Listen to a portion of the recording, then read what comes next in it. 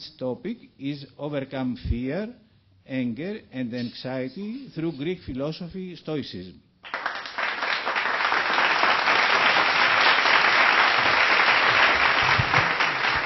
So, welcome everybody, and I wanted to thank Dr. Fikas for inviting me to give this speech here on Stoicism. Nowadays, Stoicism is becoming very popular, especially in the Western world.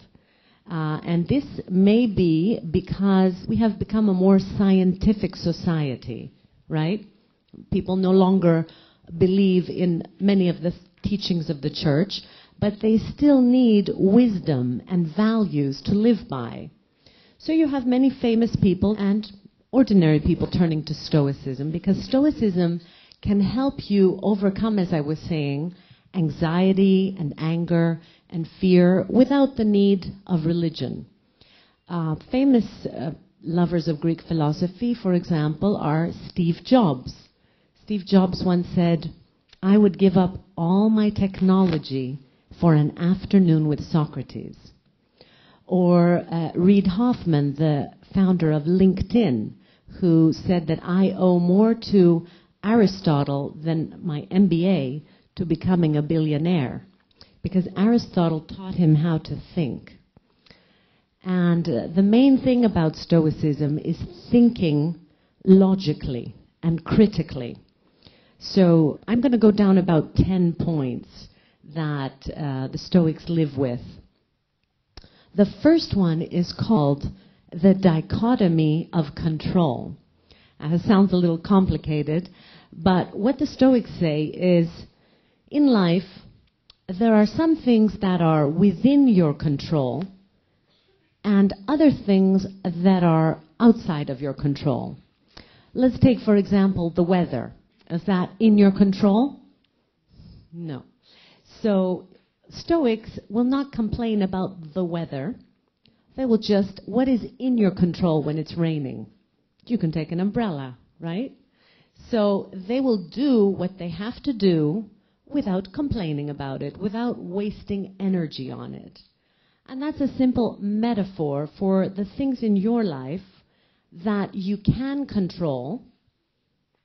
In other words, things you can take action on, and the things that are out of your control, to simply accept them.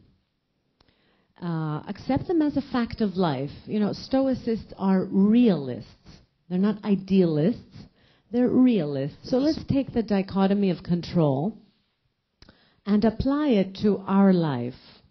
Do we have any examples of something that's happening in your life that's frustrating you? I want you to think of something now and even write it on the little card that I have there. Think of your most frustrating thought. All right? While I'm talking, you can, during this talk, just take the time to write what is the thought that's frustrating you most right now in your life. What's the thing that's keeping you up at night? All right? And you have that card to write it down. And then we're going to analyze it a little and see what is within your control that you can do something about, and what is out of your control. Because what we tend to do is we tend to dramatize many of our thoughts. We tend to generalize. So Stoicism helps you to think more precisely. All right? In other words, not to lie to yourself or tell yourself untruths. Okay? Because the Stoics say that a lot of the things we tell ourselves are not true. We lie to ourselves. It's not that we consciously lie to ourselves. These lies are unconscious. Like we'll make big statements about things that when you really look at them, they're not true. So they ask you to look at your thoughts critically and separate yourself from all the emotion and the drama. So this is a key of Stoicism, is the dichotomy of control. Another aspect of Stoicism that follows from that is a technique or a maxim called amor fati. Amor fati in Latin means to love your fate.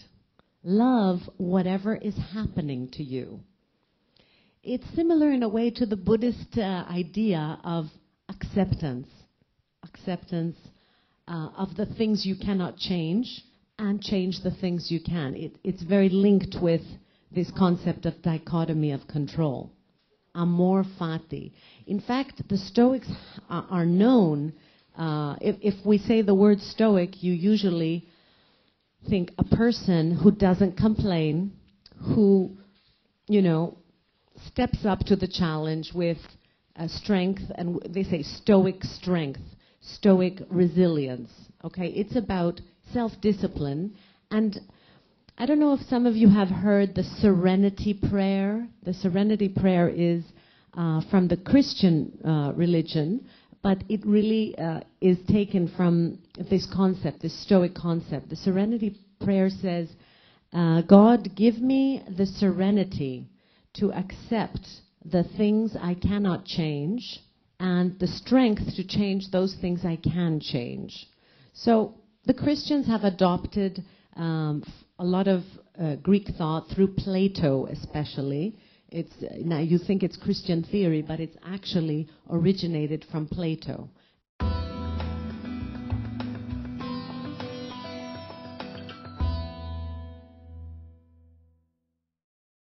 So every setback you will begin to view as something that's helping you.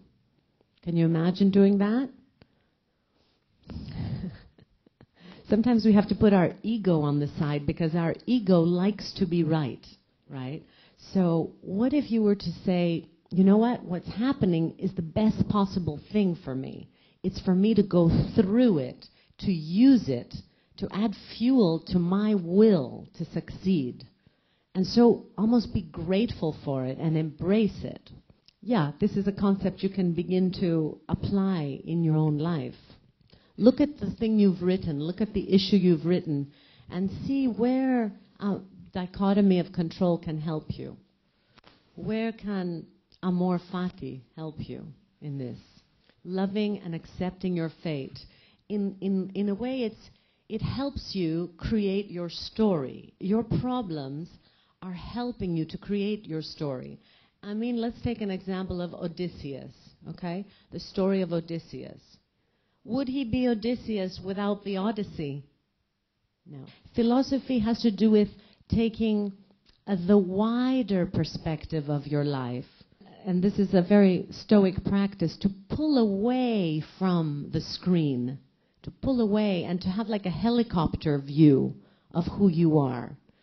And, well, again, Socrates, ahead of all of us, even in ancient times, they asked Socrates, are you an Athenian? Are you a Greek? Are you from Corinth? Who are you? What are you? He said, I am not an Athenian or a Greek. I am a citizen of the world. So we can say he's the first cosmopolitan. That's the word he used. Ime politis tou kosmou. I see myself as a citizen of the world. And hopefully we can all begin to see ourselves as citizens of the world, citizens of the planet. I believe that our very survival depends on it. The survival of our planet, the survival of us living together, and really being larger than our problems, having a bigger view of our life, will liberate you. Because even Einstein had said it, that, I think it's Einstein or Jung, you may correct me, they both said it in their own way. They said that most problems can't be solved on that level that they were created on. You have to go to another level, and sometimes instantly you see the solution. So I'd like to invite you to pull away from your problems and view them from above. That's a Stoic practice, the view from above. And hopefully you will all become cosmopolitans and philosophers. That's all I have to say. Thank you.